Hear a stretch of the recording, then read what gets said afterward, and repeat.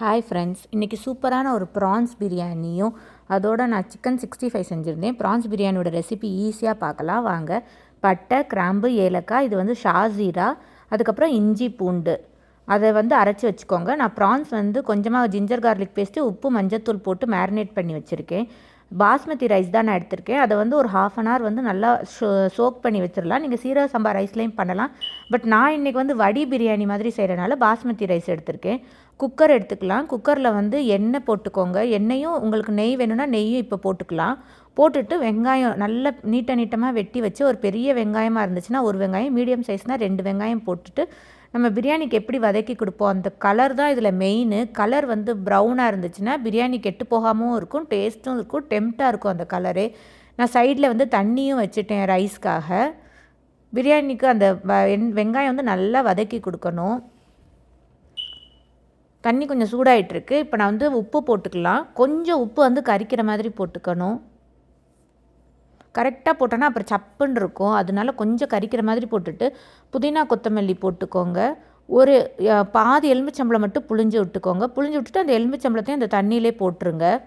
தண்ணி நல்லா கொதிக்கட்டும். இதில் நம்ம எதுவுமே பட்டை, கிராம்பெல்லாம் ஆட் பண்ண வேணாம். ஏன்னா ப்ரான்ஸ் பிரியாணி வந்து ரொம்ப மசாலா இருந்தாலும் நல்லா இருக்காது. நம்ம இந்த ப்ரான்ஸ்லேயே ஃபுல் மசாலாவும் போடுறனால அதில் ரைஸில் போட வேண்டாம்.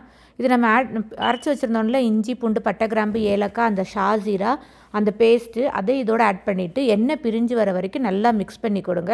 வெங்காயம் கலர் வந்து ப்ரௌனிஷ் வந்ததுக்கப்புறம் தான் நம்ம இந்த பேஸ்ட்டை ஆட் பண்ணணும். ஷாஜீரா இருந்ததுன்னா ஆட் பண்ணிக்கலாம், அப்படி இல்லைன்னா நீங்கள் வந்து ஸ்கிப் பண்ணிக்கலாம். புதினா கொத்தமல்லி ஒரு கைப்பிடி போட்டுக்கோங்க. போட்டுட்டு அதையும் நல்லா மிக்ஸ் பண்ணிக்கலாம். தக்காளி வந்து ஒரு நல்ல பழுத்த தக்காளியாக ஒரு தக்காளி ஆட் பண்ணிக்கோங்க. எல்லாம் நல்லா மிக்ஸ் பண்ணி கொடுங்க. தக்காளி மசியணும். இப்போ நம்ம மேரினேட் பண்ணி வச்சுருந்தோம்ல ப்ரான்ஸு, அதை ஆட் பண்ணிக்கலாம்.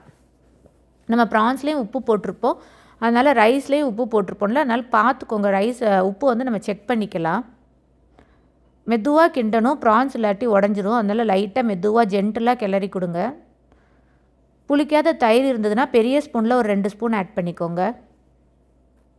அதையும் போட்டு நல்லா மிக்ஸ் பண்ணி கொடுத்துக்கலாம். இந்த மசாலா, இந்த தயிர், இந்த ப்ரான்ஸு எல்லாம் ஒன்றோட ஒன்று சேரட்டும். இந்த ப்ரான்ஸ் பிரியாணி ரொம்ப ஈஸியாக செஞ்சிடலாம். மேக்ஸிமம் ஒரு 15-20 நிமிஷம் போதுங்க. இது நீங்கள் கண்டிப்பாக ட்ரை பண்ணி பாருங்கள். இந்த டேஸ்ட் உங்களுக்கு பிடிக்கும். தேவையான அளவு மிளகாப்பொடி போட்டுக்கோங்க. நம்ம ஆல்ரெடி மஞ்சத்தூள் போட்டிருக்கனால மஞ்சத்தூள் போட வேண்டாம். மிளகாப்பொடி போட்டுட்டு, இது வந்து பிரியாணி மசாலா நான் வீட்டிலே ப்ரிப்பேர் பண்ணது, அது ஒரு ஸ்பூன் போட்டுக்கிறேன் நான். போட்டுட்டு நல்லா மிக்ஸ் பண்ணி கொடுத்துருங்க. அந்த ஃப்ளேவர் சூப்பராக இருக்கும், பிரியாணி மசாலாவோட ஃப்ளேவரு, அந்த ப்ரான்ஸோட ஃப்ளேவர்லாம். இதே நம்ம சீரக சம்பாவில் தம் மெத்தட்லையும் செய்யலாம். நான் இன்றைக்கி வந்து வடி பிரியாணி மாதிரி செஞ்சுருக்கேன் பாஸ்மதி ரைஸில்.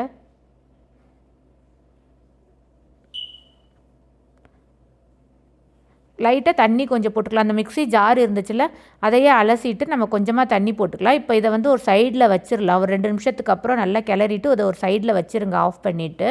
ஏன்னா ப்ரான்ஸ் எல்லாம் ஃபுல்லாக வெந்துருச்சுன்னா அதுக்கப்புறம் நம்ம தம் போடும்போது ரப்பர் மாதிரி ஆயிரும். அதனால் ஜஸ்ட்டு இவ்வளோ போதும். லைட்டாக அந்த தண்ணி போட்டு கிளறிட்டு, இந்த சைடு நம்ம அரிசியும் வந்து தண்ணியும் வந்து கொதிச்சிட்ருக்கு.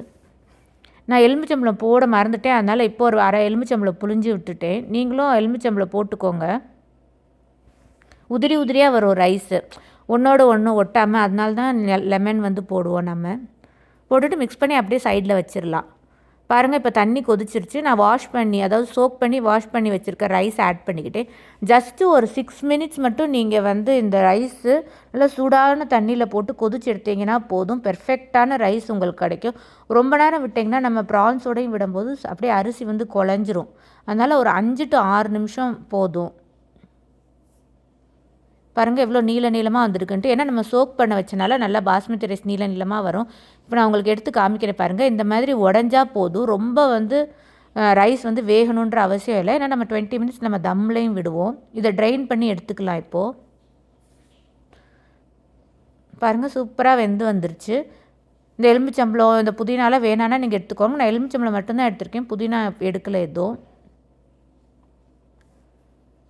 இப்போ இந்த கீழே வந்து ப்ரான்ஸ் இருக்குது, இதுக்கு மேலே வந்து ரைஸை போடலாம். ரைஸ் போட்டு நம்ம தம் போட்டுடலாம். இன்னும் நான் வந்து அடுப்பு ஆன் பண்ணலை. கீழே அந்த ப்ரான்ஸ் லேயரும் மேலே வந்து ரைஸும் போட போகிறேன். இது நீங்கள் வந்து டிஃபன் பாக்ஸ்க்கு கூட கொடுத்து விடலாம். லஞ்ச் பாக்ஸ் மெனு என்றைக்காவது ஒரு நாள் நம்ம லஞ்சுக்கு இந்த ப்ரான்ஸ் பிரியாணி வெறும் ராய்த்தா மட்டும் தயிர் பச்சடி மட்டும் இருந்தால் போதுங்க. செம்ம காம்பினேஷனாக சூப்பராக இருக்கும். இதை நீங்கள் ட்ரை பண்ணி பாருங்கள். மேலே வந்து கொஞ்சம் கொத்தமல்லி புதினாலாம் போட்டுக்கோங்க. ஃப்ரைடு ஆனியன்ஸ் வச்சுருந்தீங்கன்னா ஃப்ரைடு ஆனியன்ஸும் போட்டுக்கோங்க, நல்லா டேஸ்ட்டாக இருக்கும். இல்லைனா கூட ஸ்கிப் பண்ணிக்கலாம். அதுக்கப்புறம் நெய் ஒரு 2 ஸ்பூன் ஆட் பண்ணிவிட்டு நான் ஆரஞ்சு ஃபுட் கலர் ஆட் பண்ணியிருக்கேன். நீங்கள் சாஃப்ரான் இருந்ததுன்னா சாஃப்ரான் கூட பாலில் இல்லாட்டி தண்ணியில் ஊற வச்சு ஆட் பண்ணிக்கலாம். நெய் வந்து நான் எண்ணெய் போடும்போது போடலை, அதனால் நான் இப்போ ஒரு தாராளமாக ஒரு 4-5 ஸ்பூன் நெய் போட்டிருக்கேன் சைடில்.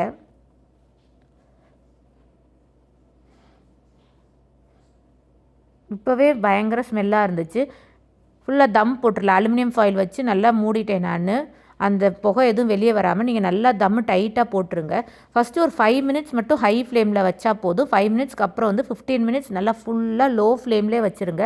20 மினிட்ஸ் கழித்து நீங்கள் ஓப்பன் பண்ணுங்கள். உடனே ஓப்பன் பண்ண வேண்டாம். பாருங்கள், சூப்பராக ரைஸ் அந்த ப்ரான்ஸ் எல்லாம் ஒன்றோட ஒன்று நல்லா வெந்து வந்துருந்துச்சு. செம்ம டேஸ்ட்டான ஒரு ப்ரான்ஸ் பிரியாணி இருந்துச்சு. திறக்கும் போதே நல்லா கம்மன்னு வாசனை இருந்துச்சு. நான் வீட்டில் அரைச்சிருந்தேன் அந்த பிரியாணி பவுடரும் ஆட் பண்ணியிருந்தேன்னா அதனால ஸ்மெல்லே பயங்கர தூக்கலாக இருந்துச்சு. உதிரியாக ஒன்றோட ஒன்று ரைஸ் ஒட்டாமல் மசாலாலாம் பக்காவாக வெந்து வந்துருந்துச்சு. இந்த மாதிரி நல்லா ஒன்றோட ஒன்று கிளறி விட்டுட்டு திரும்ப நீங்கள் ஒரு தம் வச்சுருங்க. தம் இல்லை, மூடி வச்சுருங்க. அந்த சூட்லேயே ஒரு 5 நிமிஷம் இருக்கட்டும். அதுக்கப்புறம் எடுத்து நீங்கள் சர்வ் பண்ணுங்கள். சூப்பரான ஒரு ப்ரான்ஸ் பிரியாணி ரெடி ஆயிரும். ஈஸியான ஒரு பிரியாணி இருக்கிறதுலையே. எப்போவுமே நம்ம ப்ரான்ஸ் கிரேவி இல்லாட்டி ப்ரான்ஸ் தொக்கு ஃப்ரையே செஞ்சு சாப்பிட்றதுக்கு இந்த மாதிரி பிரியாணி ஒரு தடவை ட்ரை பண்ணி பாருங்கள். உங்களுக்கு கண்டிப்பாக பிடிக்கும். பாருங்கள் எவ்வளோ டெம்டிங்காக, கலரும் எவ்வளோ சூப்பராக வந்திருக்கு. ரைஸ் எல்லாம் எவ்வளோ பெருசாக உதிரியாக வந்திருக்குன்ட்டு. இதோடு நான் வந்து தயிர் பச்சடியும் சிக்கன் வந்து ஃப்ரை பண்ணியிருந்தேன், அதுவும் வச்சு சர்வ் பண்ணியிருந்தேன். இந்த லன்ச் மெனு பிடிச்சிருந்துச்சுன்னா லைக் பண்ணிக்கோங்க. தேங்க்யூ ஃபார் வாட்சிங்.